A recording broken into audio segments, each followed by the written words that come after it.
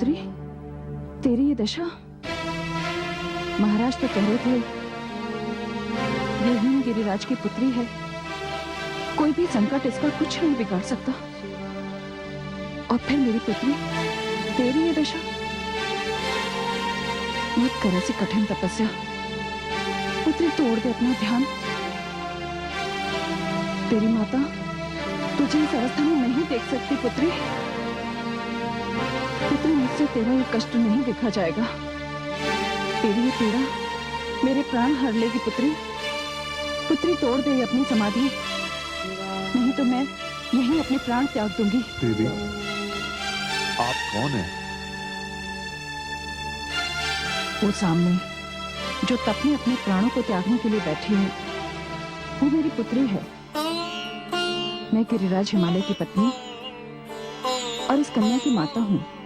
माता, कैलाश पर आपका स्वागत है महारानी, किंतु मैं आपको माता की साधना नहीं भंग करने दूंगा। आपका विलाप मेरे ध्यान को भंग कर सकता है, तो मेरी माता की समाधि को भी तोड़ सकता है। तुम माता और पुत्री के बीच आने वाले हो कौन?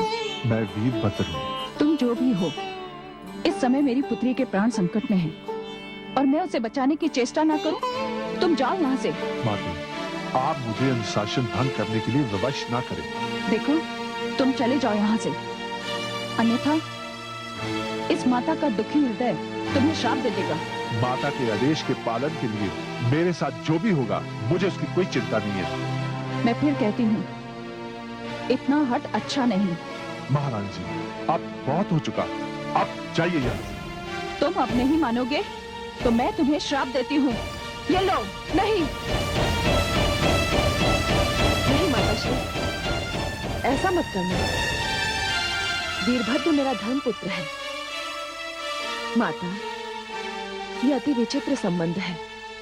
मैं एक कन्या हूँ, मेरा विवाह नहीं हुआ, किंतु वीरभद्र को मैं अपने पुत्र के समान मानती हूँ। मेरे ही आदेश पर ये यहाँ है। पुत्री, बस बहुत हो चुका। चल, अब मेरे साथ राजमहल लौट चल। नहीं माताश्री, ये संभव नहीं है। पुत्री, वो लोक कल्याण किस कार्य का जो तेरे प्राण ही हर ले?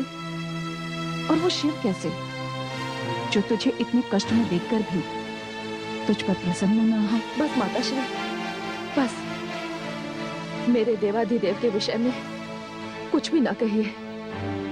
मैं आपका बड़ा सम्मान करती हूँ, मैं आपकी लाडली पुत्री हूँ, किंतु शिव मेरे आराध्य हैं और उनकी वर रूप में प्राप्ति यही मेरा एकमात्र लक्ष्य है। आपने मेरी समाधि तोड़ी, यह अच्छा नहीं किया। वीरभद्र के शाप की आशंका ने मेरा ध्यान तोड़ा है। पुत्री, मैंने कहा ना, तू ये सब सोचना छोड़ दे और मेरे साथ राजमहल लौट चल। नहीं माताश्री, कदाचित आपने अपनी पुत्री का प्रण नहीं सुना। या तो मेरे प्राण आएंगे या ये प्राण जाएंगे। किंतु पुत्री, माताश्री, मेरी आपसे विनती है कि आप जितना अधिक यहाँ रुकेंगे, मेरे मार्ग की बाधाएं उतनी ही अधिक बढ़ती जाएंगी। मैं आपके हाथ जोड़ती हूँ, आप वापस राजमहल लौट जाइए। ये मेरा अंतिम निर्णय है, जो अटल है। पुत्री, माताश्री, माताश्री, मैं आपको कैसे विश्वास दिलाऊं कि मैं यहाँ से नहीं जाऊंगी? अब मेरे पास आपको विश्वास दिलाने के लिए केवल मेरे प्राण हैं, और मैं अभी इसी समय उनका त्याग कर सकती हूँ। नहीं पुत्री, मैं तेरी संकल्प शक्ति से भली भांति परिचित हूँ। मैं यहाँ से जा रही हूँ पुत्री। मैं आपको प्रणाम करती हूँ माताश्री।